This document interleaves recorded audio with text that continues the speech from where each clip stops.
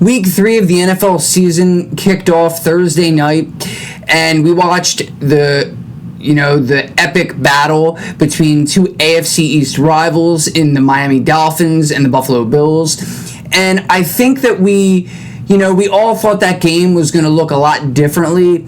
But to be honest, that was a pretty close game. But, before we get to that, why don't we go ahead and look back at the Week 2 of the NFL season. Week 2, the average margin of victory, and actually, if you look at Week 1, it was only about a one-score game for a lot of those games, so the average margin of victory was just 7.5 points. This past week, there was a little bit of an uptick, as it was 10.5 points per game for the average margin of victory, and the big reason for this was Week 1, there was actually 13 of the 16 games were one-score games. And Week 2, there was only 8 of which. And then there was, of course, a couple of blowouts with 3 teams getting mollywopped in the Cleveland Browns and Chicago Bears and the New York Jets, which I feel as though we pretty much expected. But, if you're a fan of any one of those teams, I don't think you should fear anything, because I at least do have all 3 of those teams projected with at least around 7 wins this year. But, so I think that we should kick this one off with a few game reviews, 3 of the closest games of Week 2.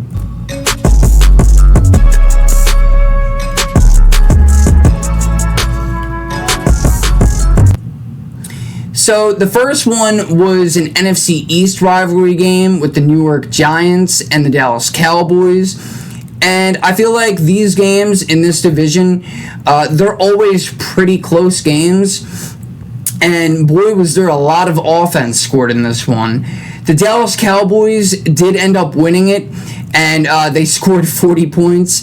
The Giants also did really well in this one offensively. They had 37 points. And, I know, I get it. The first week of the season, Russell Wilson didn't look too great. And after this one, it may have you questioning, whether or not they should just go ahead and plug in the rookie Jackson Dart. Because, Russ was 30 of 41. He threw for well over 400 yards, 450 to be exact. And he also had 3 touchdowns. So, believe it or not, he kind of looked like the Russ of old, the Seattle Seahawk version of Russ. And there was a lot to like if you're a Giants fan in this one. Whether it was Russ bringing back the moon ball or their rookie running back, Cam Scatterboo, running people over. Malik Neighbors, incredible numbers, 9 receptions, 167 yards, and 2 touchdowns. Even Wan'Dale Robinson went off and had over 140 yards with 8 catches and a touchdown. Darius Slayton got a little bit of work in, 61 yards on 2 receptions. But really, it was more so their defense that was lacking in this game, which is odd because coming into the season, we all thought that this defense would be pretty much, the best part of this team. And Dallas, man, what a show. What a show they put on. CeeDee Lamb also had over 100 yards, 9 receptions. Jake Ferguson, in his own right, had 9 catches for 78 yards. Pickens had a touchdown, and we love to see that out of George Pickens. So obviously him and Dak are gaining somewhat of a rapport there. Dak had over 360 yards and 2 touchdowns. And, wow, he went 38 of 52. But yeah, both of these teams just have to do a better job defensively. One of the better parts of the defense for the Giants this past week was actually Paulson Adebo. 13 tackles, 11 of them were solo tackles. Wow, they had a couple of guys with double-digit tackles here. They didn't have anybody exceed double-digit tackles for the Cowboys. But really, like I said, going forward, both of these teams, if they can keep that kind of offense, then watch out. Watch out the rest of the division and the Commanders and the Eagles. But the rest of the league, really. I mean, we don't really expect a whole lot from the Giants this year. And there's even reports out there that, maybe Dable is going to be on the hot seat if they get another loss and start the season 0-3. And, I hope for his sake that that's not at all the truth, because, I mean, you'd hate to see the Chiefs, regardless of what team you are, you'd hate to see the Chiefs when they're already 0-2 and have lost 3 consecutive games dating back to last year's Super Bowl. So that's going to be a tough one, and hopefully the reports are not true, because that would be tough to lose to the Chiefs and then possibly end up losing your job. I don't know, but at some point, maybe the Giants will turn it around. I just don't think that it's going to be this week on Sunday Night Football. That's going to be a tough game. The second game that I want to talk about. Now, if you did not see this game, this was a crazy game. There was a ton of penalties in this game, and I didn't actually look at the statistics to see, but I feel like this game, out of the first 2 weeks at least, probably had the most penalties of any game thus far. It was penalties on both teams. It was the Denver Broncos and the Indianapolis Colts. And, I'm a Broncos fan, so Denver, Bronco Nation, I get it. This was a tough one. And the outcome, it kind of had us wondering yet again with the refs, the way that they called this, because, I mean, I get it. Denver deserved to lose. Bo Nix was driving Denver down the field, and they could have, scored at least a field goal. Bo kind of threw a duck, and it ended up being intercepted, and that led Indy to drive down the field the other way. They didn't get far because as time was running out, they went for a 60-yard field goal. And with their kicker, who has yet to miss a kick in the NFL, actually missed the kick. But wait, the game didn't end.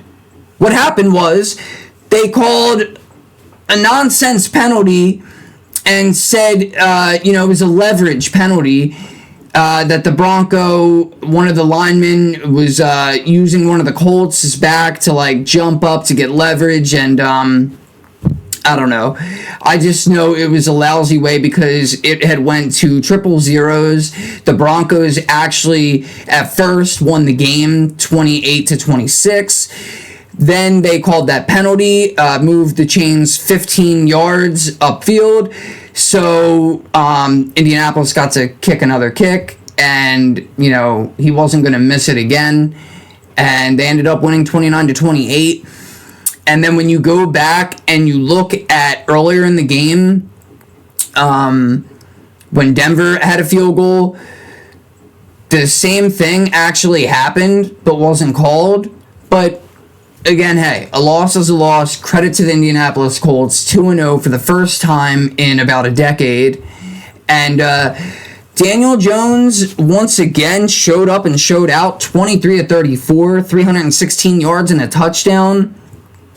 And he didn't really run a lot, but he did run in a touchdown from 2 yards out.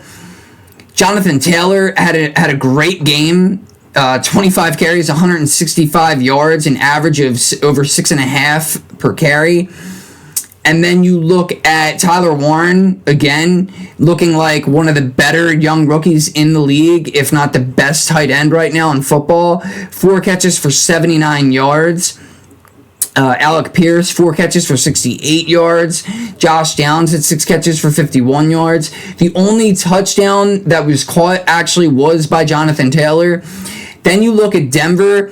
Bo Nix had just 8 incompletions, 22 of 30, 206 yards, 3 touchdowns, and as I already said, that 1 interception, which in reality kind of cost them the game. J.K. Dobbins, again, first 2 weeks, this is looking like a great free agent signing by Denver. He had 14 carries for 76 yards, averaged over 5 yards per carry, and he had a touchdown to top it off. Troy Franklin, he had 8 catches for 89 yards and a touchdown.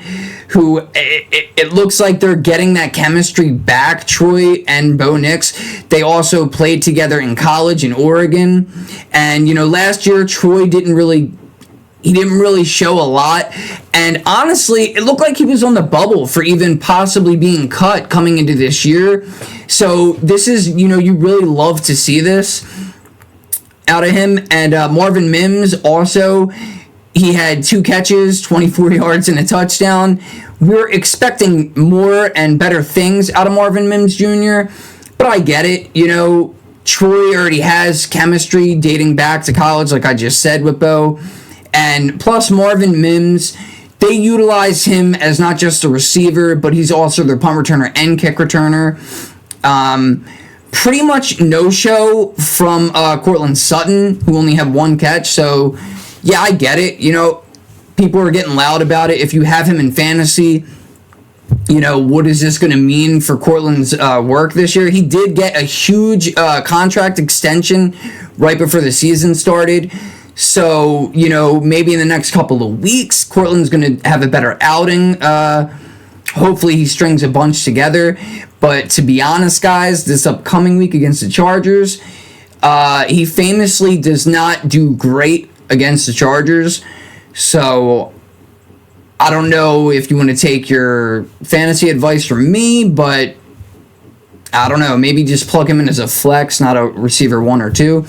Then you look at the defense for this game, and Pat Surtain had 11 tackles, 9 of which were solos, and a pass defense.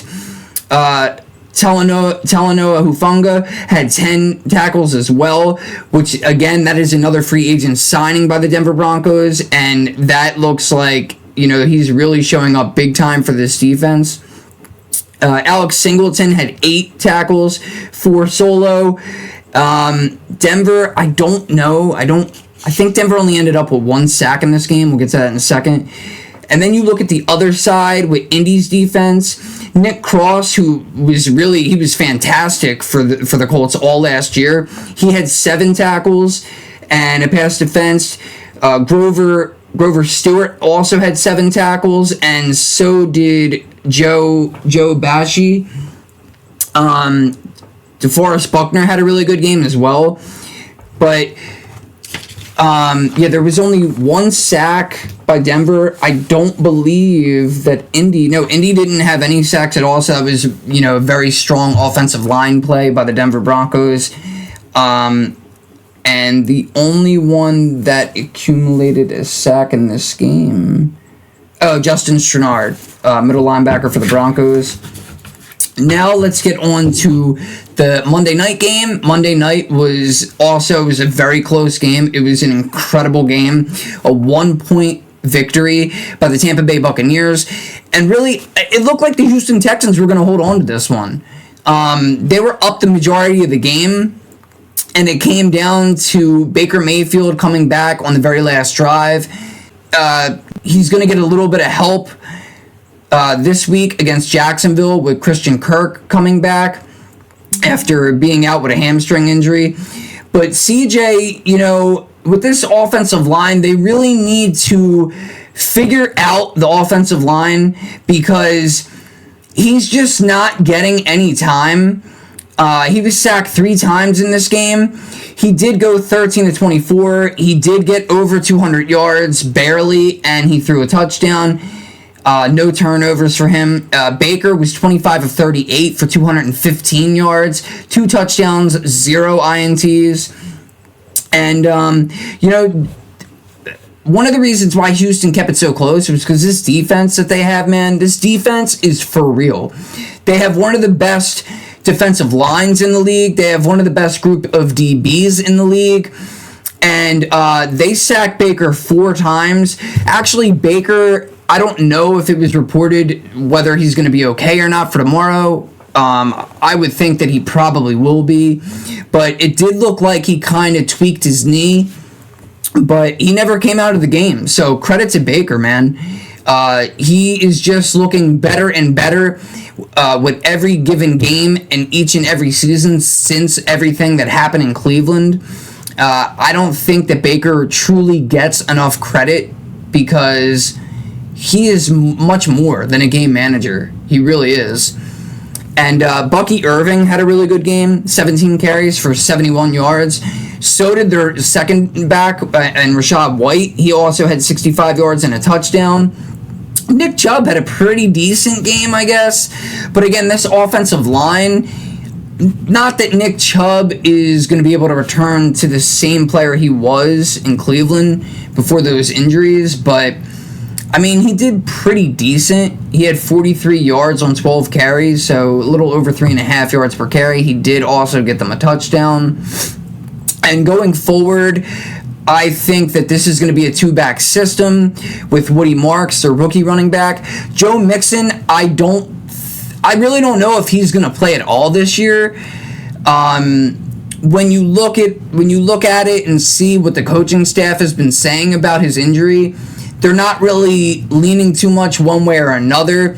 At first, it looked like maybe he'd be out for the first 4 to 6 weeks. It was also a non-football injury, so I don't know that there's a lot out there about, the injury. But I think that there is a realistic possibility that if we do see him at all, it won't be until maybe like halfway through the year. And like I said, Houston's going to get, one of their receivers back, because to this point, CJ's kind of just been trying to spread it out to everybody. They got a couple of rookie receivers who haven't really showed up big yet. They also have Xavier Hutchinson, who's been there for, I feel like, a few years now. Nico Collins is their number one. In this particular game, he had 3 catches for 52 yards and a touchdown. Then you look at the other side, Mike Evans, just being Mike Evans. He didn't have a great game because, again, this defense for Houston, man, they're seriously good. They're a top 3 unit. You could even argue that they're the best in the league right now. And Mike Evans had 5 catches for 56 yards. Bucky Irving added in 6 catches for 50 yards with his 71 yards on the ground. Then they had Sterling Shepard, 4 catches, 34 yards, and Emeka Egbuka, the rookie receiver, had 4 catches for 29 yards and a touchdown. And so for him, that's the second consecutive week now where he had a touchdown. Plus, they still got Chris Godwin that's going to be coming back at some point. And we really haven't seen a whole lot of Cade Otton either, their tight end, who did a lot of big things last year for Tampa. So there's a lot to be happy about when it comes to the Tampa Bay Buccaneers. Houston, I don't really think that you should be all that concerned with the start because, there's a lot of football left. So, just, try to stay positive because we still got a long way to go. And so now let's get on to the next topic. By the numbers, we're going to go down the offenses, the defenses, and do like top 5s essentially for every statistical category almost by team.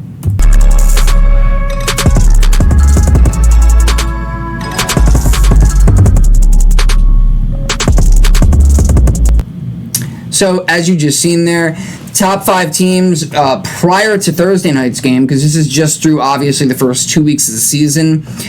Baltimore Ravens lead the way with 81 points so far this year. The Buffalo Bills, again, prior to Thursday night, were second in the league with 71 points.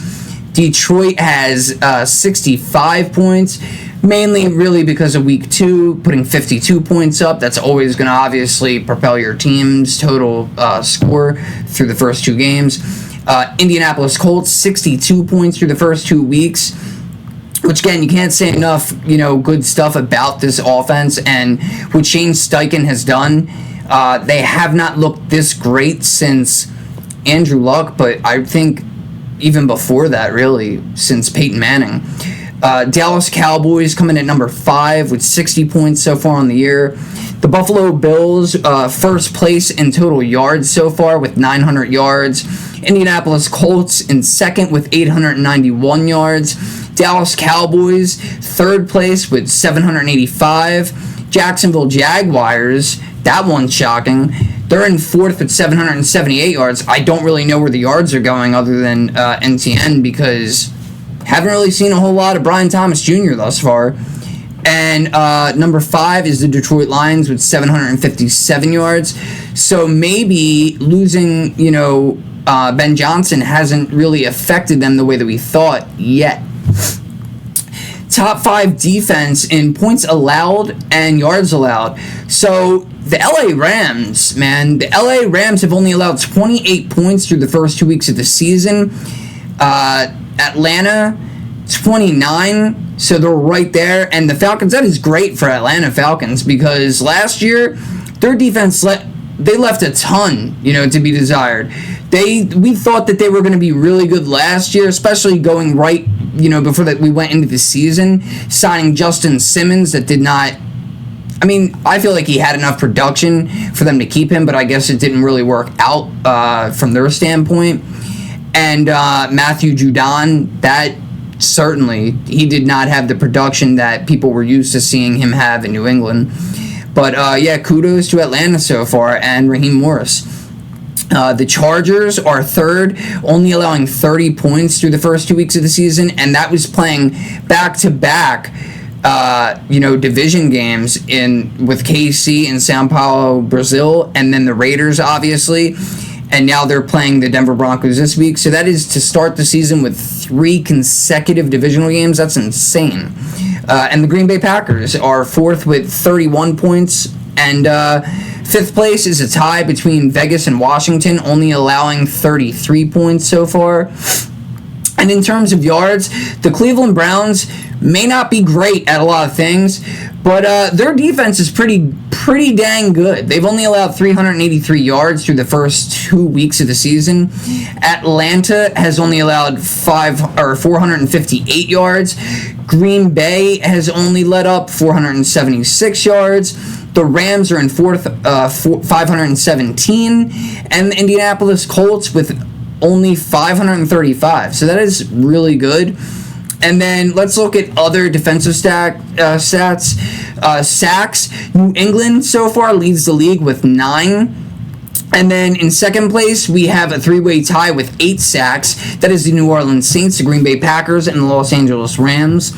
And then number 3, another 3-way tie here with the Houston Texans, Atlanta Falcons, and the Denver Broncos with 7 sacks. In terms of interceptions, Jacksonville has had 5. That leads the way. Cincinnati and Seattle are tied for second with 4. So, hey, at least Cincinnati's defense is doing something right, And Indianapolis, the Rams, and Tennessee are all tied for third with 3 interceptions. And that's going to do it for the team stats. So now we'll move on to what I like to call leading the way.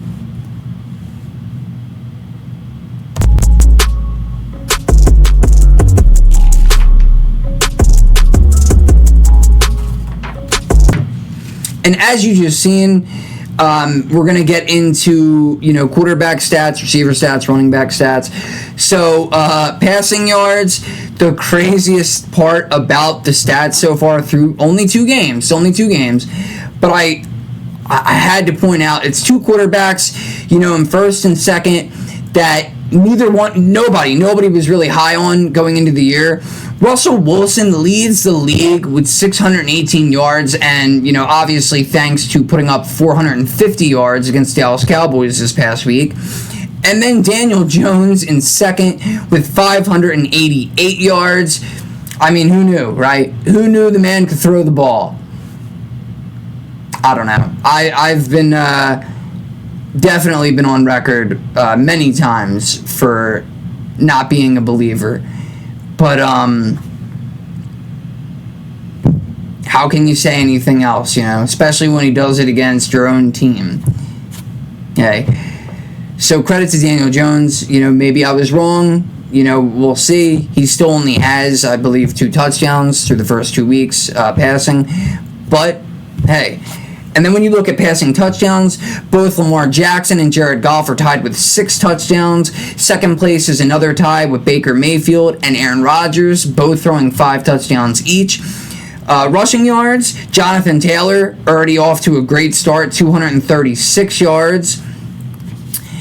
And Travis Etienne, 214 yards. Didn't really know what to expect from him this year. I still had faith in him, but I did think that it was going to be more of a 2 running back system there with Tank Bigsby. Obviously, Tank Bigsby is no longer a Jacksonville Jaguar. He was traded to the Philadelphia Eagles after week 1. They have 2 rookies backing him up in Jacksonville, and I don't really know too much about either one of them, but it looks like Etienne is going to be the bell cow for the foreseeable future, at least. And rushing touchdowns, James Cook, 3 rushing touchdowns. Again, this is prior to Thursday night. Was already leading the league. And actually tied, rather, because Javonte Williams also 3 touchdowns, which, again, hey, I like Javonte Williams. I seen a lot of him. I seen game tape when he was in North Carolina. He was incredible. When he came into the league, the Denver Broncos drafted him. He was kind of like a Marshawn Lynch, like a run-through-you type of back. And after that injury, he didn't really seem like he was going to be the same. But so far, especially with us not knowing what that offensive line is going to look like in Dallas. But so far, Javonte has proved me wrong. He has looked pretty dang good. Receiving yards, you got Malik Neighbors, which is by no surprise, is leading the league in receiving yards with 238. Jackson Smith-Njigba has 227 yards, and CeeDee Lamb is good for 3rd place with 222. When it comes to receiving touchdowns, you got St. Brown from the Detroit Lions, Rome Odunze, 2nd-year wide receiver out of Chicago, and the rookie receiver, Egbuka from Tampa Bay, all tied with 3 touchdowns. And total receptions, you got Puka Nacua in 1st place with 18. Again, Njigba is on this list again. He is 2nd in receptions with 17. And then Jamar Chase and CeeDee Lamb are both tied with 16, which is 3rd best in the league thus far. And so, this next part is, we're only 2 weeks in, but we do this after each and every week. We sit here and, whether it's your team played on Sunday and you're looking at it on Monday, or your team plays on Monday night and you're looking at it on Tuesday morning, there's always going to be overreactions. For the teams that started out 2-0, like San Francisco 49ers, they're going to win the Super Bowl, right? Is it realistic? Who knows? We really don't know yet, but I don't think so. Then you look at teams that are 0-2, like the Houston Texans, and say, that's it. We're throwing in the towel. There's no reason to watch them anymore. I don't think that you should be that worried, but, there are some teams out there, maybe that you should be worried about if you're like, Carolina Panthers fan. Let's get into overreactions.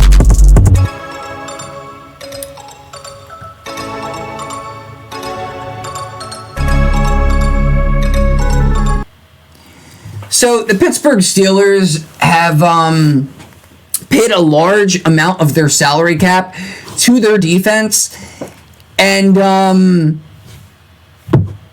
they haven't looked great. So far they've given up the 4th most yards, 789 yards. That's a lot through only 2 weeks in the season. And especially with us not only seeing the free agent signings and the trade for Jalen Ramsey, but, we just watched them repay an extension for TJ Watt, a massive deal. And obviously Cam Hayward as well was very vocal that he wanted a new deal. And I got to say, so far it's not looking great. 25th against the pass, 490 yards. And again, they put a lot into that DB group when they traded for Jalen Ramsey. And, at this point in his career, he's still kind of one of the better corners in the league. I get it. He's a little up in age. Same thing with Darius Slay, free agent signing. But again, we thought that them putting this veteran class together on defense, that they would be a top 5 defense this year. Certainly a top 10. So for them to start out 25th against the pass, giving up the 4th most yards, and even their scoring defense, 29th in the league. They've already allowed 63 points. They have had a couple of turnovers. They only have 3 sacks thus far, though. I don't know, So their defense being the top paid unit for nothing, is that an overreaction or not? Through 2 weeks, I think it's not an overreaction, Past that, I guess we can revisit that later in the year. But as of right now, no, it's not an overreaction. You paid this team. The Steelers have been notorious for great defenses, not only through the 20-something seasons that Mike Tomlin's been there, but throughout the history of their team. That's why they were called the Steel Curtain. So, I guess we shouldn't compare the Steelers of the 70s, 80s, and 90s to today's defense. But with the names that's on that defense, this should be a much better unit than what we've seen. Especially because the 2 teams that they've played, it's not like they played back-to-back weeks against the Eagles and the Chiefs, or even the Cowboys, I guess, because of the amount of points the Cowboys have been scoring. I don't know. This is kind of crazy to me. But, so the Texans, this is a team, again, that started out 0-2 right now. And their season is in jeopardy, right? Is that an overreaction or not? Well, when you look at the numbers so far, they are 28th in total offensive yards with 531, only putting up about 265 per game. And that is, in my opinion, that's because of the offensive line. Just like we were talking about all last year, they're not giving CJ enough time.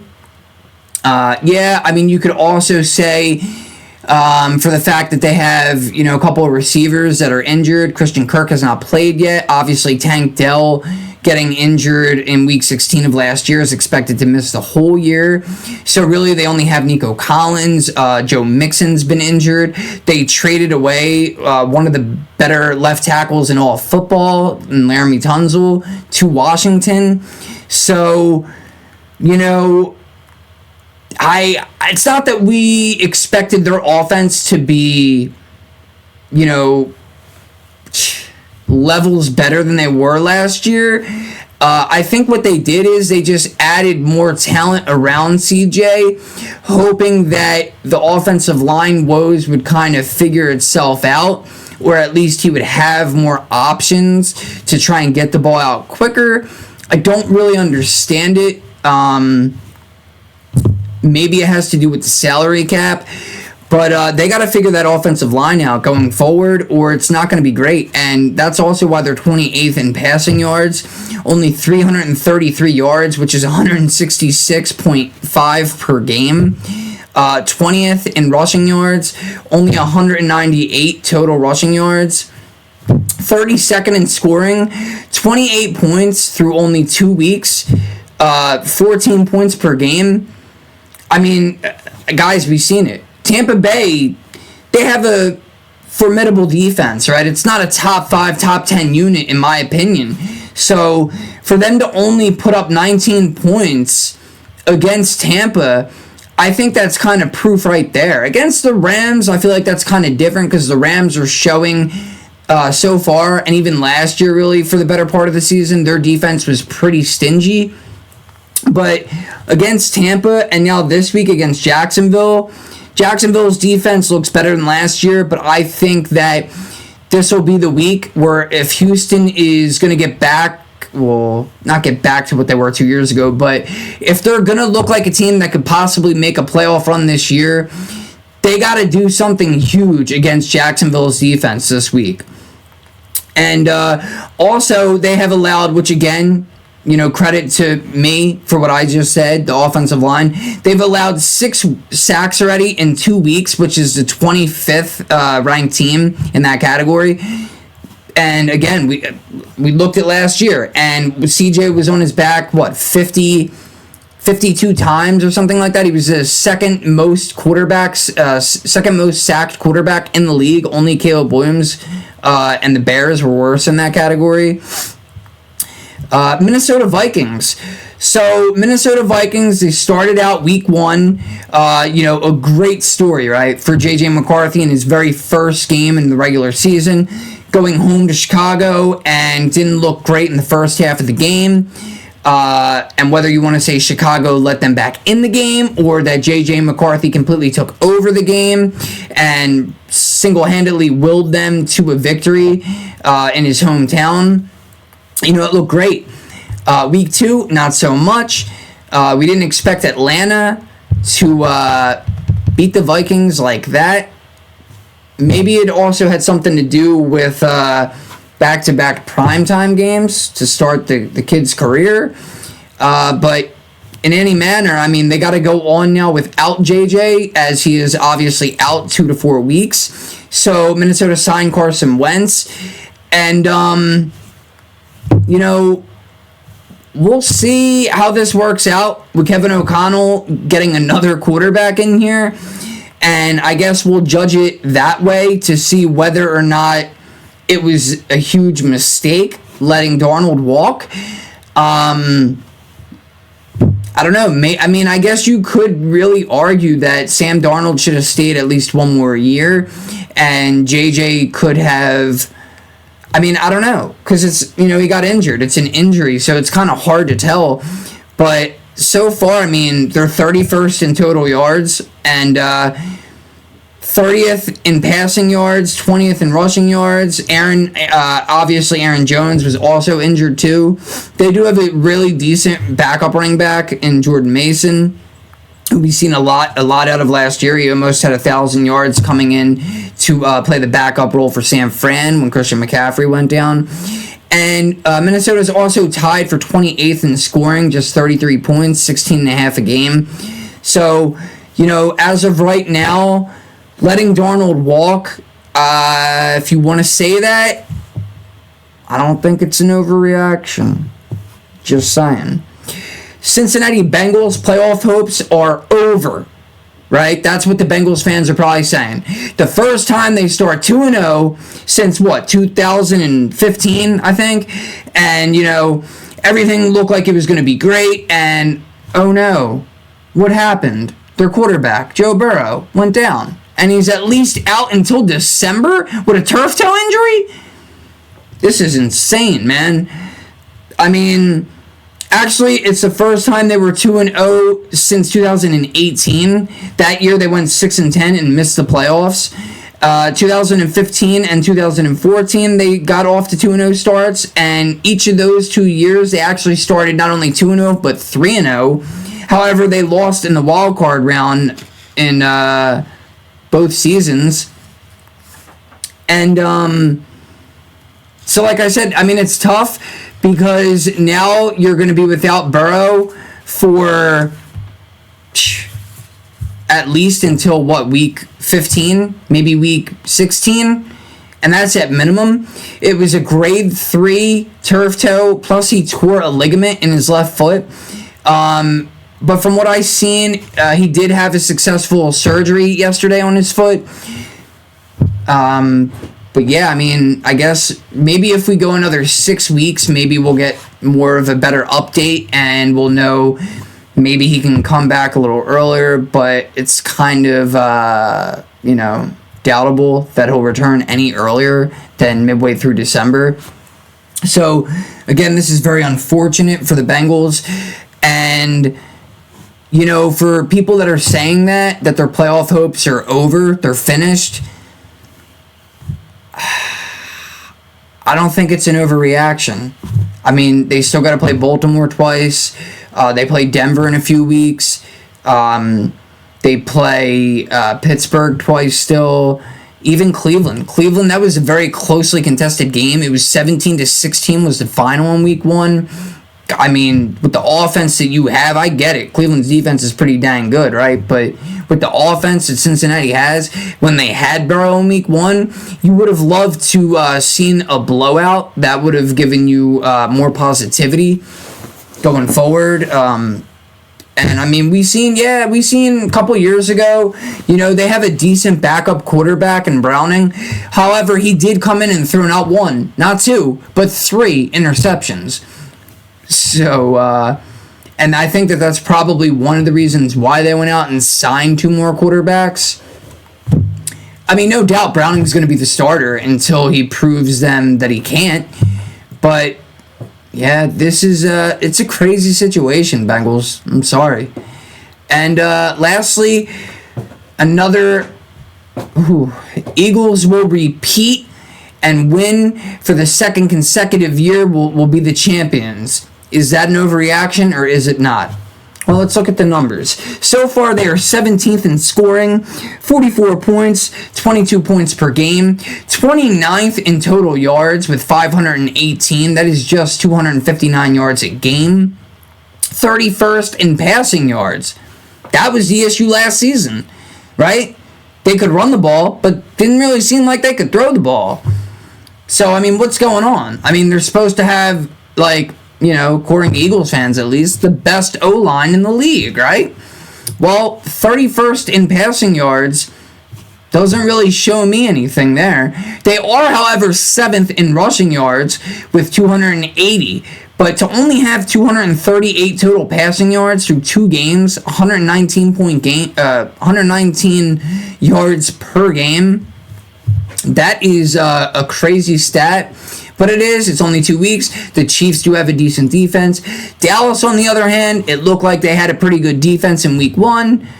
Week 2, they gave up 37 points to the Giants. So maybe there's something to be said there about Philly's lack of...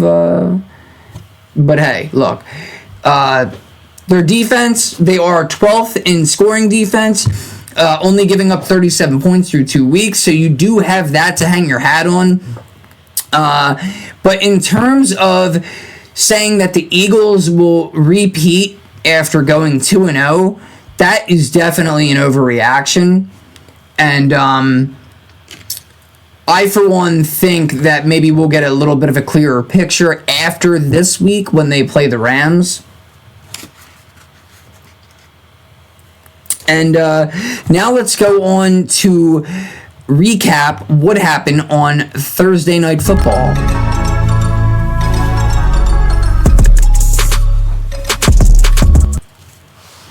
So, the spread for the Thursday night game was 11.5 points. We're going to Miami, and some sports books actually had Miami plus 12.5. And I wish that I would have been able to do this episode prior, because I was on record saying that it was going to be either a one-score game or it was going to be a 10-point deficit. And, for a while there, it looked like Miami could have actually stole that game. And the final ended up being 31-21, obviously with the Buffalo Bills once again beating Miami.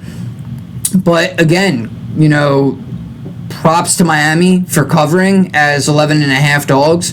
And Tua looked decent, right? I mean, 22 of 34. It was only for 146 yards, though. He did have 2 touchdowns.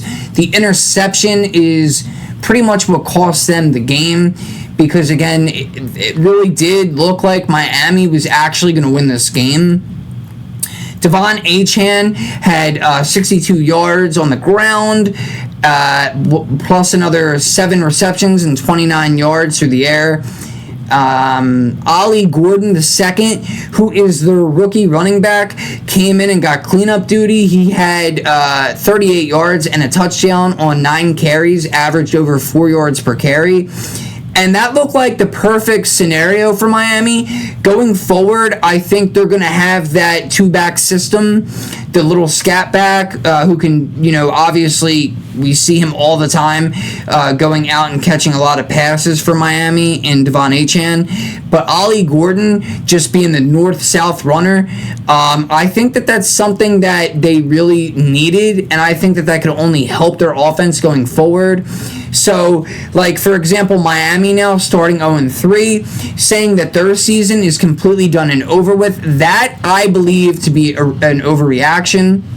I think, especially when you look at their schedule over the next couple of weeks, I think Miami could steal probably maybe 2 or 3 wins over the next 5 games.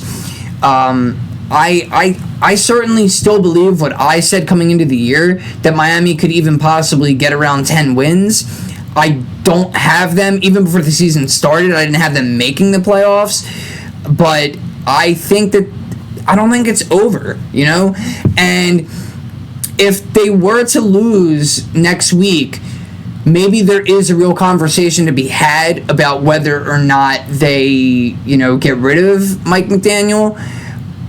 But of anybody that's available, I think McDaniel is the best option that they could possibly have. And also, if that were to happen, would Tyreek Hill possibly get traded? Would Tua maybe be done as a starter in the league?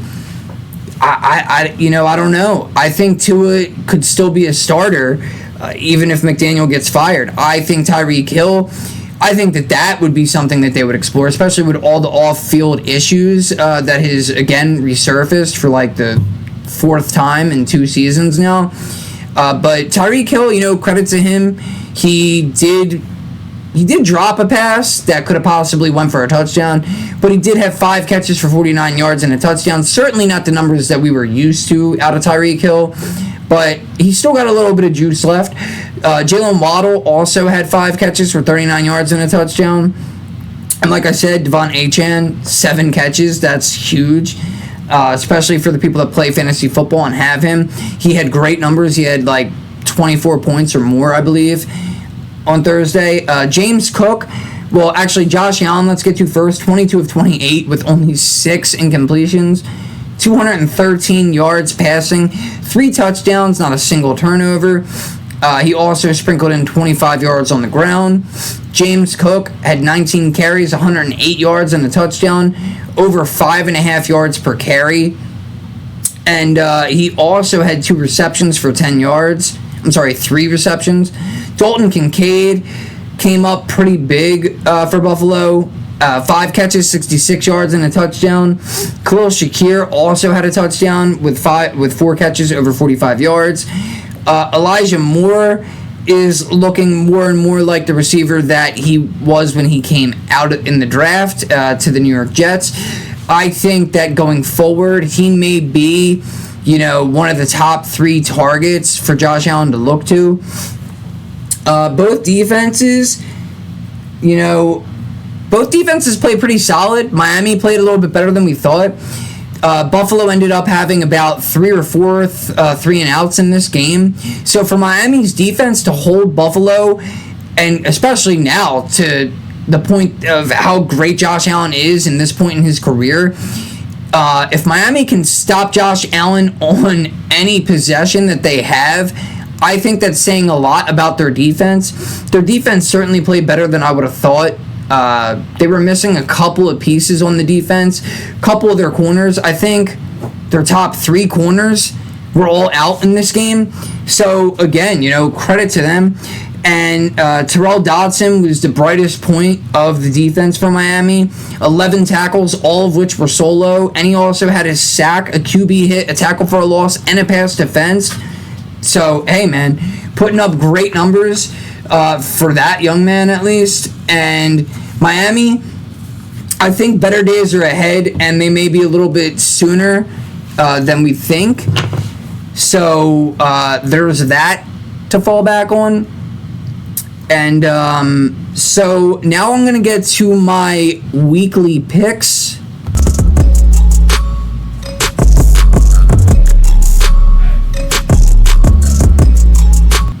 And as you just seen, all the games are obviously in Eastern time. And, going back to the past 2 weeks, week 1 I went 3-4 with my picks. Obviously not great. However, it was better than last week's.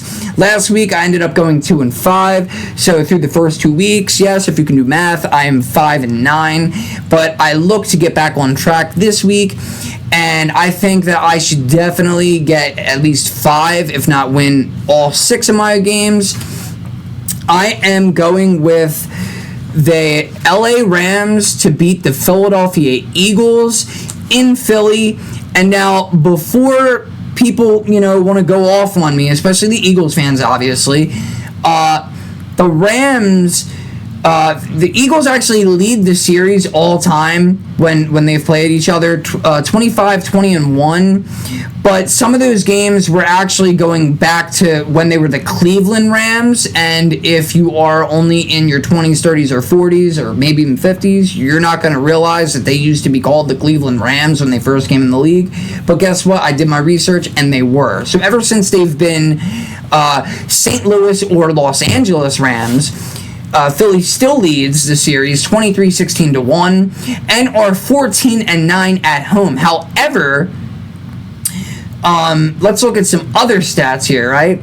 So the Rams are 1-5 versus Philly ever since the Rams have had Sean McVay as their head coach. But they are also just 1-1 when playing at Philly, right? So, I mean, hey, who's to say they can't go 2-1 at Philly?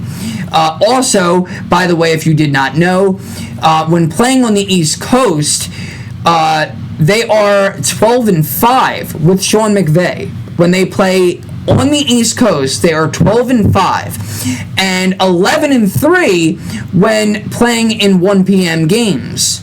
So, again, hey, maybe numbers don't matter to you, maybe numbers do.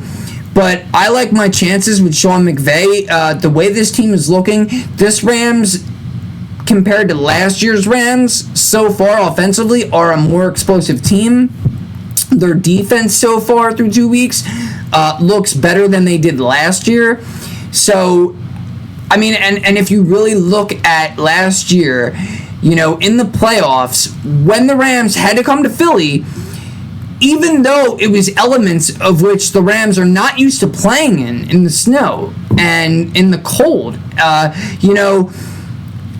mean, it came down to one play, guys. It was much closer than people would have you believe. It came down to the last play of the game, and Matthew Stafford threw the ball out of bounds on 4th down. So, I mean, if he completes that pass to Puka Nacua, who I believe was his target on that play, or would have been if he didn't throw it out of bounds, they would have got a first down or a touchdown and would have probably, more than likely, win that game. So, again, that just solidifies why I'm picking the Rams. Second game, the Las Vegas Raiders at the Washington Commanders, another 1 o'clock game. I am taking the Jaden Daniels because he will not be playing Washington Commanders. Daniels will be out with a knee sprain, but, no fear if you're a Washington fan. It's only the Raiders, number one. Number two, you have a pretty decent backup quarterback in Marcus Mariota who could probably do some of the things that Jaden Daniels can do. They have a plethora of talent around him. So I think that they're in a good place. Now, when you look at the all-time series between these two teams, the Raiders are actually 8-7 against Washington and 4-3 when playing in Washington. So, hey, take that for, what you want. But I do have Washington coming in and winning this game. The third game, the Houston Texans, who we already discussed, have not yet got a win. They are playing in Jacksonville against their divisional foes. Jacksonville is 1-1. Houston does lead the all-time series 31-15. And when playing in Jacksonville, they are 15-8. Give me Houston all day long. Christian Kirk is back. He's going to have a revenge game against Jacksonville. And, I don't think they win by a lot. I think it's going to be a close game, but I do firmly believe that the Houston Texans will win this one. The Chargers, in this series, Denver actually leads the series 73-57-1. 3-6 when playing in LA all time, and 3-5 since 2017. Since Justin Herbert has been in the league, they are actually 1-4 against Denver, and Denver is 1-4 at LA since Justin Herbert, but in totality, ever since Justin Herbert came in the league, when Denver and LA play each other just in general, they are 5-5. So, I like my chances, not just because they're my team, but I think Denver has something to prove after that crazy way to lose a game against Indy. The defense has to step it up. They will be without Evan Ingram, who suffered somewhat of a back injury against Indy. They will still be without Dre Greenlaw, but it looks like everybody else on that side is a go. The Chargers obviously won't have their tackle, their number one left tackle. I think that they may actually be missing a couple of guys. I know Khalil Mack went down. But for the most part, both teams are going to be, pretty healthy. And I think this will be another close game, but I do like the Denver Broncos, so give me Denver. The fifth game, Arizona Cardinals at San Francisco. Both teams so far are 2-0. They are also divisional rivals, the NFC West. The San Francisco 49ers lead the series 36-31. And when Arizona plays at San Fran, they're actually 15-20, 10-16 since going to Arizona and Phoenix, because they actually used to be under the Chicago. They used to be the Chicago Racers or something like that, and they were also another team prior to that. But since they've been in the state of Arizona and have played each other, they are 10-16 against San Fran. The 49ers under Kyle Shanahan are 3-5 at home against Arizona. Kyler Murray is 4-4 when he plays against San Fran, and when he plays in San Fran, he is actually 2-1 since he came into the league. So nothing new for Kyler, and I think that, with all the talk about San Fran and Seattle and the Rams, I do think the Rams are the best team in that division, but I've been saying it, I've been pounding the table for the past 2 years about Arizona being a better team than people think. Arizona proved me right. I got them beating San Fran in San Fran. And then lastly, but not least, the Monday Night Football game, the Detroit Lions, who are 1-1, going to Baltimore to take on the Ravens, who are also 1-1. Baltimore leads the all-time series, 6-1. And when they play Detroit at home, they are undefeated, 4-0. Also, a good fact to know is under John Harbaugh, Baltimore is 5-0. This is a great one. Baltimore has outscored Detroit all time, 203-107. And Lamar Jackson, if you did not know, is 39-13 at home in his career. He is also 24-4 all time against the NFC. Plus, he is 11-2 when he plays an NFC team at home. And lastly, he is a total of 3-0 against the NFC North. Now, 3-0, that may not make sense to you. He has played the Lions twice in his career. He has also played the Vikings. He has not yet in his career, this will be the first season that he will be playing the Green Bay Packers and the Chicago Bears. And you may say, well, how could that possibly be? Well, because when you go back and look, like I did, he was actually injured back in 2021 when they played that division, and Aaron Huntley had to come in and play against the Bears and the Packers. So, yeah, again, Lamar, when it comes to the NFC, He does his thing every single time. There's only been 4 teams that have ever beat him. He's only lost 13 times in his career at home, whether that's the postseason or regular season. So give me the Baltimore Ravens. And guys, that's going to do it for this edition of Elite Sports Talk. And, I appreciate the viewership. I appreciate anybody that's listening on Spotify. And I hope we have, a great week 3 of the NFL season. And hopefully we can get a couple more episodes for next week. Thank you, and enjoy the rest of your weekend.